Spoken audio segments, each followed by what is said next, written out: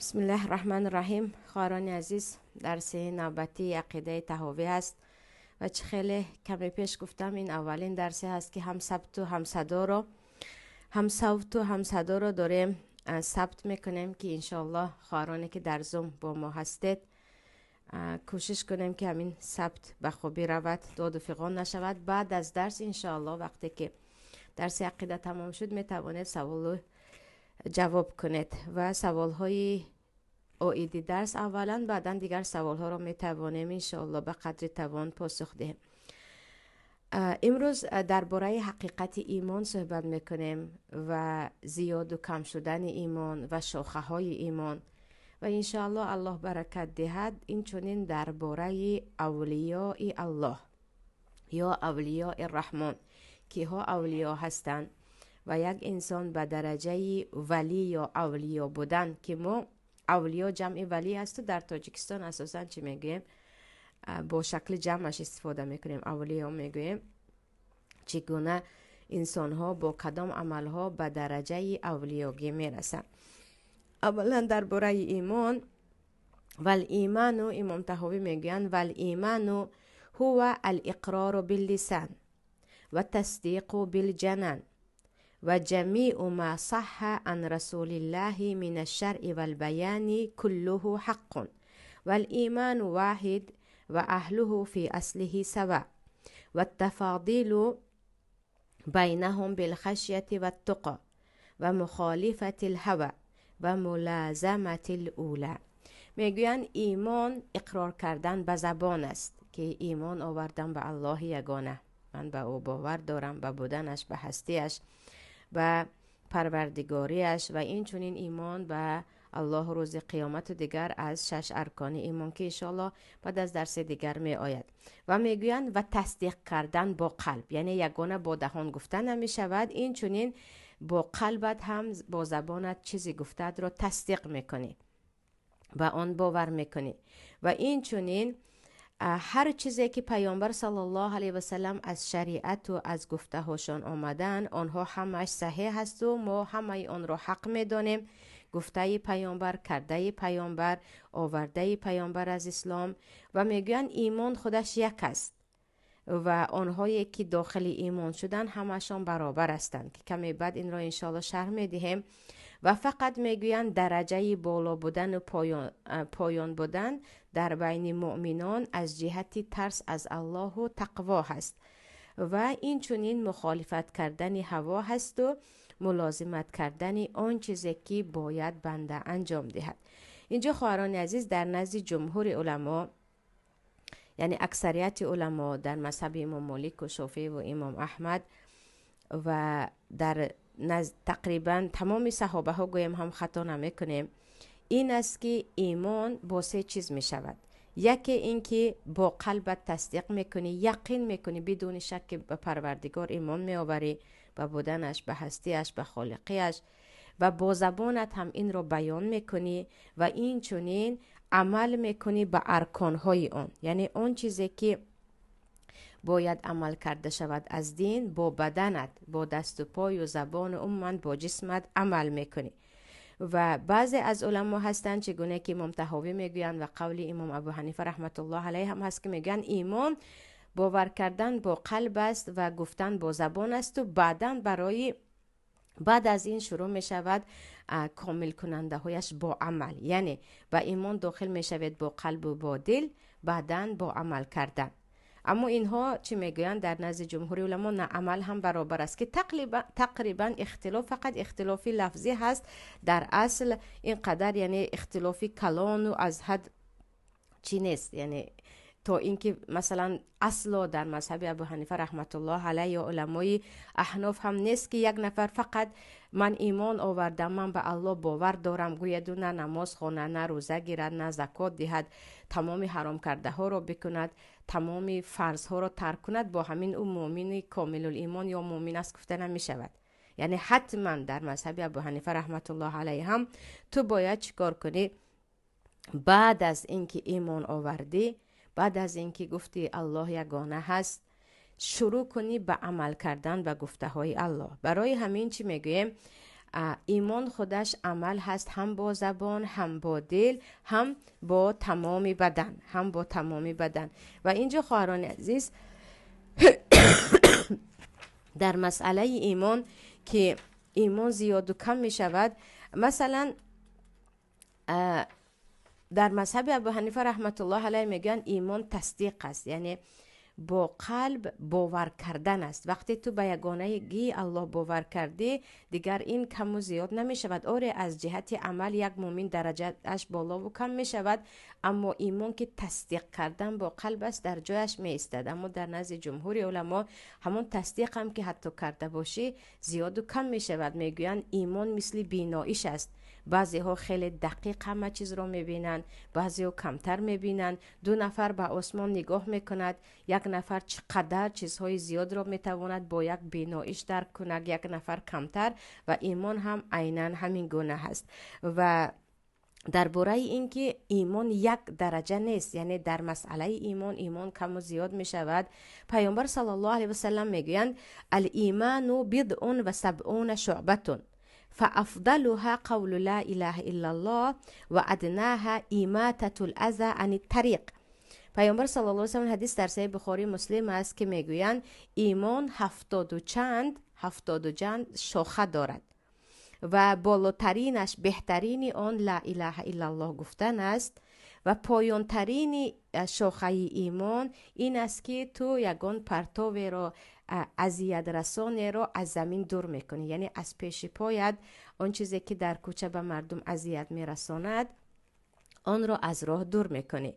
پس اینجا چه هست؟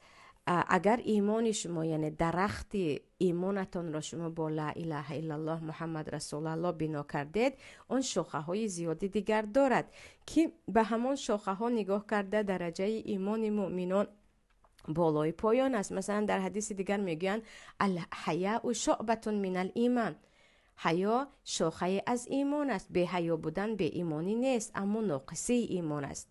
یا اینکه میگوین اکمل المؤمنین ایمانا احسنهم خلقا، مؤمنانی که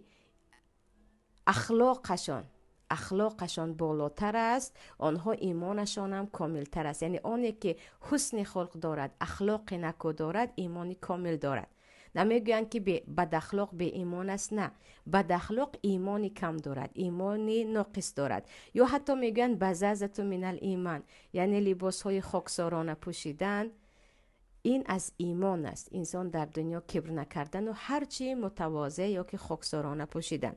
پس عزیزان اینجا خواهران عزیز این رو بدانیم که ایمان با خیلی گفتم بنا کردن درخت لا اله الا الله شروع شود، شاخه های زیادی دیگر در آن دارد که شاخه ها از همدیگر خیلی فرق میکنن. مثلا لا اله الا الله رو اگر گفتیم یکی از شاخه هایش هست که میتوانیم بگیم تنش هست، اگر شما لا اله الا الله نداشته باشید و یگانگی الله باور نداشته باشیم، هزار اخلاقمون خوب باشد یا اینکه از کوچه ها مثلا پرتوف ها رو جدا کنیم، خیلی با حیا باشیم، هم هیچ فرق ندارد. شما به ایمان میشوید، یعنی کل درخت از بین میرود، کل ایمان از بین میرود. اما مثلا تنه ایمان لا اله الا الله هست یا شاخه اصلیش هست، اما در ما مثلا خاکساری نیست یا چه خیلی گفتم بعضی مؤمنانی هستن که بد اخلاق هستن. انا در اینجا چی میشود؟ در اینجا گفته می شود که اصل ایمان هست اما نقصان دارد، کمی دارد. پس مؤمنان در درجه ایمانشان در نزد جمهور علما که به این دلیل ها هم زیاد است کمی بعد میخوانیم خیلی فرق میکنند و همه مؤمن رو مثلا اصلا ایمان من شما برابر ایمان حضرت ابوبکر نیست و حضرت عمر نیست و یا اینکه مثل فرشتگان نیست.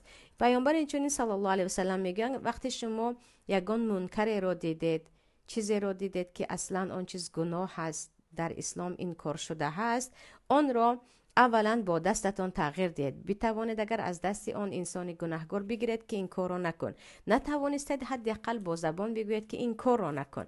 با زبان هم گفته نتوانستید، با قلبتان حداقل این کار کنید، یعنی یک چیزی عادی گویان نگذارید. اما این ضعیفی ایمان شما رو میفهماند که شما یک گناه رو میبینید، نه دست آن گناهکار رو میگیرید، نه با زبانتان به او چیزی میگویید و فقط با قلبتون کارش بد میگوید. این ضعیفی ایمان است. یعنی پیامبر ایمان کامل و ضعیف بودن رو هم در اینجا به ما میفهمونن. و این چنین خواهران عزیز حدیث در ترمذی هست، پیامبر صلی الله علیه و سلم میگن من احب لله و ابغض لله و اعطى لله و منع لله فقد استکمل ایمان.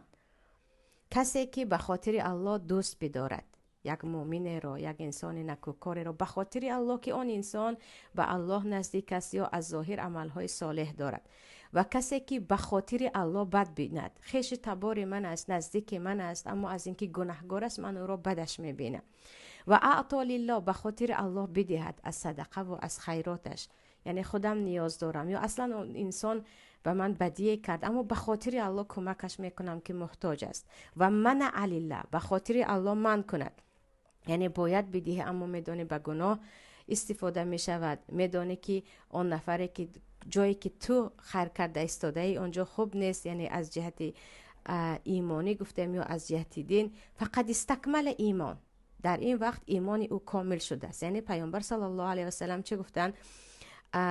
هم کارهایی که با دلت میگذرد، با دوست داشتن و با بد دیدن، و این چنین کارهایی که با دستت میکنی، با دادن و با ندادن، اینها به خاطر الله باشد، به خاطر الله هم عمل قلبت باشد، هم عمل خارجیت باشد، بدون که ایمان تو کامل گشته است. پس از اینجا میتوانیم بگیریم این رو که عملها، یعنی عملهای قلبی میشوند که ما با دل خود انجام میدهیم، مانند باور کردن به یگانگی الله، باور کردن به جنت و دوزخ و به مرگ، و این چنین عملها عملهای زبانی میشوند، مانند گفتن گپ ها، و این چنین عملهای زبانی چه خیلی که جوارح میگویم با دست و پا هم میشود، و حتما برای اون که عملی ما در نزد پروردگار قدر و قیمت داشته باشد، باید در قلب ما تصدیق به الله و ایمان به الله داشته باشیم، و آنجا یعنی خالصیت هم باشد. برای اون که خواهران عزیز یقین بدانید که قلب یکی از عضوهای بدن است که تمام جسم ما رو کنترل میکند. یعنی حدیث صحیح هست، پیامبر صلی الله علیه و سلم میگن ان فی الجسد مضغه اذا صلحت صلح لها سائر الجسد. در جسم شما گوشت پاره هست، اگر آن اصلاح شود تمام جسم هم با آن اصلاح می شود، و اذا فسدت فسد لها سائر الجسد. اگر آن فساد شود تمام جسم هم فساد می شود. در دوامش میگن الا وحی قلب، بدونید که اون قلب است. پس وقت، یعنی کمترین کاری که ما میکنیم با قلبمون است. قلبی ما تمیز شد، قلبی ما پاکیزه شد، قلبی ما قوی شد با ایمان، خواه و ناخواه دست پای ما، پای تمامی چشم و گوش ما، یعنی کل سایر بدن ما هم اصلاح می شود. اما برعکس آن پیامبر میگن اگر قلبت فساد است، قلبی تو به گفته خودمون چرکین است، عملهایت هم فساد است. پس این حدیث دلالت به اون میکند که من دروغ میگویم، من مردم رو آزار میدهم، من نه نماز میخوانم نه روزه میگیرم اما قلبی پاک دارم، این گپ دروغ است، این ادعای دروغ است. اگر تو قلبی پاک میداشتی تو مردم رو آزار نمیدادی. همین گونه مردم رو دیده اید، همه گپ رو برای شما میگوین، پارتون میکنن، دلتون رو دیگر شکست میکنن. بعد میگوین من برای آدم ها میگویم چون قلبی تمیز دارم، در دل کینه ندارم، همه چیزم در زبان است. نه، همون زبانی چرکینی تو یا زبانی فاسدی تو، زبانی فساد شده ای تو دلالت به اون دارد که قلبی فساد داری. یا همیشه با حقارت صحبت میکنن و میگن ما همین گونه هستیم، عائلوی قلبی پاک داریم و زبانی چرکین. نه، زبان ترجمان دل است. زبان شما، دست و پای شما، عموما عملهای شما ترجمان دل است. آنچه در دل است به جسم هم بیرون می شود. خیلی پیامبر صلی الله علیه و سلم گفتن دلت اصلاح شد، سایر بدن تو اصلاح است، دستان تو اصلاح است، چشمان تو اصلاح است، اما عکس آن فساد شد. پس این که ما قلبمون پاک است کافی است؟ نه، خیلی گفتیم قلبی پاک کارهای پاک انجام می دهد. قلبی پاک کارهای پاک انجام میدهد، این قلب فاسد است که کارهای فساد انجام میدهد. و درباره زیاد شدن ایمان پیامبر صلی الله علیه و سلم چه خیلی گفتم درباره کامل بودن ایمان و ضعف ایمان حدیث ها گفتن. و این چنین در قرآن در سوره انفال آیت 2 الله میگوید و اذا تلیت علیهم آیاته زادتهم ایمانا، وقتی به مؤمنان آیت های الله تلاوت کرده می شود ایمان آنها زیاد می شود، یعنی ایمانشان هست آن باز زیاد می شود. و در آیت از سوره آل عمران در آیت 173 الله میگوید الذين قال لهم الناس ان الناس قد جمعوا لكم فاخشوهم فزادهم ایمانا و قالوا حسبنا الله و نعم الوکیل. وقتی به مؤمنان گفته می شود که انسان ها جمع شدن، مردم زیاد جمع شدن، آنها می خواهند شما را بکشند، از آنها بترسید. برعکس ایمان مؤمنان زیاد می شود، از مردم جای ترس ندارند و می گویند فزادهم ایمانا. وقتی هجوم مردم بالای آنها زیاد می شود برعکس ایمان آنها به الله زیاد می شوند که پروردگار با عزت تو من عزیز هستم و با قدرت تو من قوی هستم، این تو هستی که به خاطر تو این مردم با من دارن جنگ میکنن و میگوین حسبنا الله و نعم الوکیل، و ما الله کفایه هست و او بهترین کمک رسان یا یاور است. پس اینجا این آیت ها چه هست؟ دلالت به آن میکند که و یزید الله الذین اهتدوا هدی، و الله زیاده میکند هدایت یافتگان را هدایتشان را، اینکه ایمان زیاد می شود و کم می شود و عملهای صالح ما هرچی زیاد شد، علل خصوص مجلس ها یا گفتیم درس های ایمانی زیاد شد، ایمان ما زیاد می شود. هرچی به معصیت و به گناه دست زدیم ایمان ما کم می شود. که از حضرت عمر آثار می آورند که می گفتن به صحابگان بیاید یک جای بنشینیم الله را به همدیگر یادآور شویم تا که ایمانمان زیاد شود، یعنی صحبت های ایمانی برقرار کنیم تا که ایمانمان زیاد شود. و اینکه من ایمانی کامل دارم و به هر گناه دست میزنم دروغ بر علای هست که چی هست؟ انسانی که ایمانی کامل دارد همیشه دست به گناه نمیزند. البته از انسان گناه سر زدن این امر طبیعی است، یگانه پیامبران معصوم هستند، اما پای در پای گناه میکنی و الحمدلله ایمانی کامل دارم میگویی، دروغ محض نیست. و در یک انسان مسلمان میشود بعضی صفاتهای نفاقش باشد، در یک انسان مسلمان حتی بعضی از شاخه های کفر باشد، چگونه که پیامبر صلی الله علیه و سلم گفتن کشتن یک مؤمن کفر است که مثلا مؤمنان مؤمن کش هم کم نیستن، یا در وقت زنا مؤمن ایمانش نمیماند، گفتن که مؤمن زناگر هم کم نیست یا که هست. معنیش این نیست که با همین از ایمان کلن خارج می شود، بلکه چی است؟ او به شاخه از شاخه های کفر دست زد و نقصان ایمانی او شد.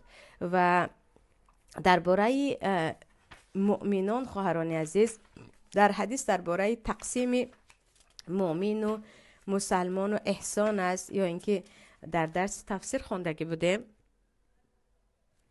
با شما بود یا گروه دیگر بود که الله چی میگوید و قالت الاعراب آمنا، عرب ها میگویند ما ایمان آوردیم، با آنها بگو شما ایمان نآوردید بلکه شما اسلام آوردید، یعنی تسلیم شدید. پس اگر از جهت تقسیم بندی نگاه کنیم بالاترین درجه چه هست؟ درجه محسنین، آنهایی که ایمانشان تا اندازه هست که عبادت میکنن الله را گویا که آنها میبینن الله را، یا اینکه یقین دارن که الله آنها را دیده ایستاده است. پس درجه از آن پایانتر مؤمن آنه که با قلبش هم ایمان دارد و با عملهای بیرونیش هم اثبات میکند ایمانش را. و بعد از این اسلام که اسلام فقط ظاهراً عمل انجام میدهد اما قلب شما را الله خودش میداند، این را چی میگیم؟ تسلیم شدن. این مسئله چی بود؟ مسئله ایمان بود. و چه خیلی که اینجا گفتن امام طحاوی میگوین و بدانید که درجه مؤمنان یعنی افضلیت مؤمنان از درجه این است که آنها تا چه اندازه، یعنی تا چه اندازه از الله میترسن و تا چه اندازه تقوادار هستند، و این چونین تا چه اندازه از هوا و هوس از گناه دورن. پس ایمان یک نفر را به خاطر اینکه آن انسان به یک عالم نزدیک است یا پیامبرزاده است یا سیدزاده است یا مثلا عالم زاده است. از این نه، از این که عملهای صالحش تا چه اندازه است میتوان برکشید و تا چه اندازه از گناه دور است. یعنی اصلا ایمان به نام و نسب ما، به جای زیست ما یا فلانی مثلا تمام عمرش در مکه گذشت الا که او ایمانش کامل است، نه. یا فلانی خیلی که در تاجیک ها این چیزها زیاد است، ایشان زاده و سید زاده و چند چیز دیگر است. از این نه، ایمان را ما از جهت اینکه عملهای صالحش تا چه اندازه هست، او تا چه اندازه برای نزدیک شدن به پروردگار عمل میکند، و کسی بها میدیم که ایمانی زیاد دارد یا ایمانی ضعیف دارد از جهت گناهایی که اون دست زد. و چه خیلی گفتم ایمان را پیامبر صلی الله علیه و سلم به 70 و چند شاخه تقسیم کردن که کفر هم عیناً همین گونه است. و این در مسئله زیاد و کم شدن ایمان بود خواهران عزیز. و درباره کلمه خود ایمان چه خیلی گفتم در نزد جمهور علما ایمان با زبان و با قلب و با عملهای بدن می شود، که در مذهب ابو حنیفه رحمت الله علیه بعد از زبان و قلب یا اینکه بعد از تصدیق قلبی تو با عملهایت آن را ثابت میکنی. مسئله دیگر، موضوع دیگر مسئله اولیاء هست. امام طحاوی میگویند ول مؤمنون کلهم اولیاء الرحمن، و مؤمنان همگی اولیاء رحمان می باشند. و در ما در عرف تاجیکی اولیا گفته یک نفره که کارهای یعنی معجزه ها یا گفتیم کرامات، چون معجزه خاص پیامبران است و کرامات از اولیا هم سر میزنند. معنای کرامات در هر انسان ها و در آنها دیده می شود، مثلا مثل اجابت شدن دعا، یا اینکه چگونه که در خانه حضرت ابوبکر با یک خوراک کم همه صحابه ها سیر می شوند و باز خوراک گویا که از پایان بالا شدن می گیرد. یا درباره پیدا شدن میوه های تابستانه در زمستان در نزد حضرت مریم که در سوره آل عمران است، یعنی کارهایی که به دیگر مردم رخ نمی دهد و به اینها رخ می دهد، کرامات می گویند.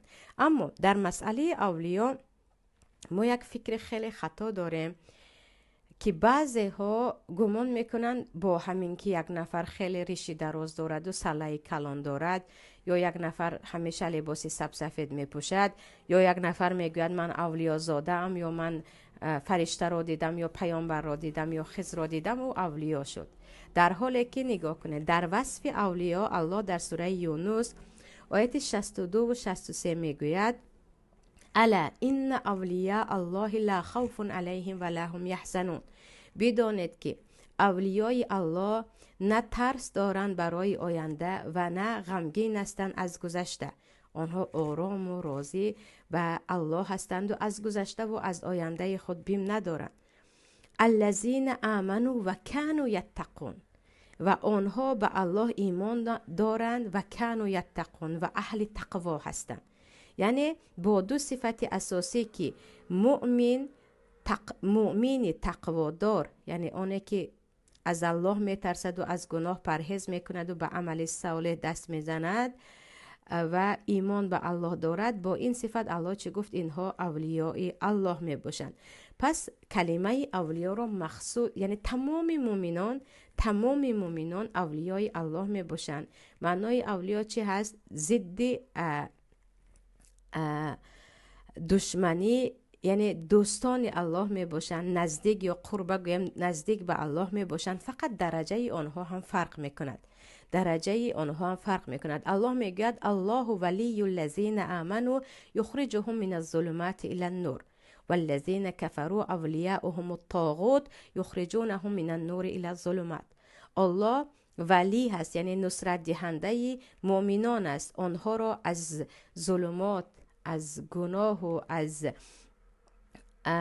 تاریکی های گمراهی به نور، به سوی ایمان میکشاند. اما آنهایی که کافر شدند اولیای آنها شیطان است و پیروان شیطان است که آنها را برعکس همیشه از روشنی یا از هدایت یا از گفتیم بیگناهی به سوی گناه میکشاند. و اینجا معنیش چی است؟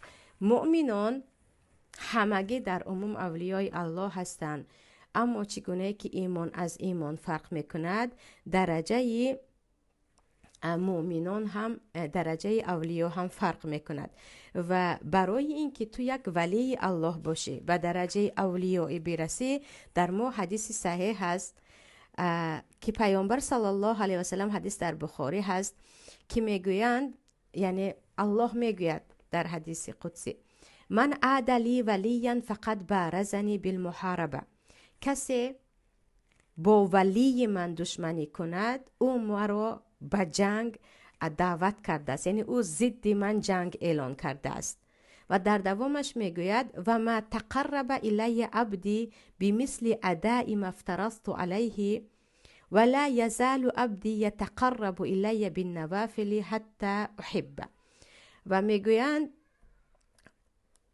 بنده من به من نزدیک نمی شود مگر اینکه با انجام دادن فرضهایم، یعنی وقتی که بنده من اون چیزی که به او فرض گردانیدم از نماز و از روزه و از زکات و اون چیزی که فرض است آن را انجام می دهد، او به من نزدیک می شود. این فرض ها هست که انجام آن بنده را به من نزدیک می کند. و در دوامش الله می گوید: و وقت بر دوام بنده من عمل های نافله انجام می دهد. نافله اونی که الله فرض نکرد اما شما به خاطر ثواب انجام می دهید. مثل اینکه صدقه کردن فرض نیست، زکات فرض است اما شما صدقه زیاد دارید. روزه های پنجشنبه، دوشنبه و در ماه های غیر رمضان روزه گرفتن فرض نیست، ما زیاد روزه میگیریم. نمازهایی که نصفه شب خوانده می شود، نماز ضحی یا حتی سنت ها فرض نیست، ما به خاطر الله انجام میدیم. ذکر سبحان الله، الحمدلله، لا اله الا الله گفتن، یا اینکه قرائت قرآن کردن، ختم قرآن کردن، به کسی کمک کردن، اینها به ما فرض نیست و ما به خاطر الله انجام میدیم. و الله میگوید وقتی بنده من عملهای نافله رو بر دوام زیاد انجام میدهد، من او را دوست میدارم. فاذا احببته، وقتی او را دوست داشتم، کنت سمعه الذی یسمع به، من گوش او میشوم که با آن میشنود. یعنی گوش بنده من فقط چیزهایی را میشنود که من از آن راضی هستم. و این چونین چشم بنده من چیزهایی را میبیند که من از آن راضی هستم. او دیگر به گناه هم گوش نمیدهد، به گناه هم نظر نمیکند. و با دستانش او، یعنی قوت من، قدرت من، کمک من در جایی هست که او با آن دستانش عمل را انجام میدهد، یا اینکه گفتیم عمل هایی که او انجام میدهد اون هم همه چیزی که من راضی هستم. و پای او هم به هر جایی که میرود اون چیزی که من راضی هستم. یعنی هر چیزی که با دستش میکند، هر کاری که با پایش میکند، کارهایی است که من راضی هستم و من میخواهم. یعنی الله که بنده کلان چه میشود؟ زیر رضایت الله عمل میکند. یعنی اینقدر شما عملهای صالح نافله انجام میدهید که کل بدن شما دیگر در اطاعت پروردگار عمل میکند. و در دوامش الله میگوید: ولئن سألنی لأعطینه، اگر از من چیزی رو پرسید من به او میدهم. ولئن استعاذنی لأعیذنه، اگر از من پناه طلبید که مرا پناه بده، نگذار فلانی به من ضرر برساند، و او پناهش میدهم. و همین جا خواهران عزیز معنای حدیث چی هست؟ تو به درجه که دعاهایت اجابت می شود، به درجه که کسی به تو ضرر رسانیده نمیتواند، هیبتی تو در قلب مردم جای می شود، تو را ندیده مردم از هیبتت می ترسند، یا کسی جرأت نمی کند به تو ضرر رساند، در حال به دست می آوری که ولی الله شوی. و ولی الله همانی هست که عملهای نافله زیاد دارد. پس وقتی عملهای نافله زیاد نداریم، یعنی عملهای خیر زیاد نداریم، یا به گفت خودمون کارهای ثوابی زیاد نداریم، و یا اینکه کارمون گناه هست، نشستن رو برای تلفن و تماشا کردن کنسرت و رقص و بازی و فیلم های پوچی بیمعنی و رولیک های 1001 بلاگر احمق و حقارت دو نفر است، گمان نکنید که با همین ما اجابت دعا گرد، یعنی دعاهایمون اجابت گردد، یا اینکه شکایت نکنیم که چرا الله ما رو به حالمون گذاشت. شاید که ما عملهایی که ما رو به الله میبرد آنها رو کنار گذاشتیم، و نه ما پروای بندگی داریم و نه الله دعاهای ما رو گوش میکند. پس اینجا یعنی یک نفر اولا بدانیم که به ولی بودن یا اولیا بودن تمام مومن رسیده میتواند. تمام مومن اولیا بودن خاص یگان سید زاده و ایشان زاده و تولد شده در مکه و مدینه و تولد شده در دهه فلانی و نزد فلان شیخ و فلان اولیا نیست. اولیا بودن با انجام دادن عملهای صالح هست و دور بودن از گناه هست و تمام مومنان این را دارند. یعنی اگر به این عمل ها سزاوار شدن به درجه اولیا که میرسند و از گناه به شرط آنکه دور باشند و یک نفر میتواند با عمل های صالحش به درجه که اجابت مثلا دعاهایش اجابت شود یا گفتیم به درجه اولیاگی برسد. یکی از او شاید گناه سر زند برای آنکه ولی بودن یا اولیا بودن پیامبر بودن را ندارد. اما این را دانید که اصلا عثمان خمیس هم همین گپ را گفته بودند، یک اولیا برآمده من اولیایم نمیگوید. یعنی انسانی که به درجه اولیاگی رسیده است او برآمده من اولیایم، مرا احترام کنید، از من دعا طلبید و من نمیدانم گوسفند خون کنید و چیزی دیگر نمیگوید. اولیاء یکی صفتهایشان این است که آنها تا توان از ریا دور هستند. چگونه که اویس قرنی را وقتی مردم شناختند که پیامبر پیشتر خبر داده بودند که او مستجاب الدعوه است، او دیگر شهر را ترک کرده بود، جای زیستش را ترک کرده بود که من بروم دورتر از این مردم که اینها مرا به فتنه گرفتار نکنند، به ریا گرفتار نشوم. یعنی آدمی که به درجه بنده صالح بودن و اولیاگی رسیده است، او خود را در بین مردم من این را دیدم و آن را دیدم و این خواب را دیدم و این کار را کردم میتوانم گویان اعلان اولیاگی نمی کند. از من دعا گیرید و دعای مرا نگرفتید، آن شدید و آن چنان، این ادعا را نمی کند. اولیا چی است؟ آنی که با عملهای صالحش به پروردگار نزدیک است و وعده الله هست که دشمنان آنهایی که با عملهای صالح به الله نزدیک شدن، دشمنان آنها را الله خودش خوار و ذلیل میکند. الله خودش با آنها می جنگد و این چونین آنها تا اندازه می شوند که تقریبا به گناه ها دست نمی زنند یا گناه دست زدن هم خیلی کم است. اما این را با چی؟ با پیوسته به خاطر الله انجام دادن عملهای صالح می شود که همه مؤمنان کوشش کردن به این درجه می رسند. ولیکن خیلی گفتم با یک لباس مخصوص و با 2-3 خواب دیدن و چند بار زیارت خانه کعبه کردن و ایشان زاده و سید زاده بودن و در مکه تولد شدن و در جای دیگر تولد شدن، ما به این درجه نمی رسیم.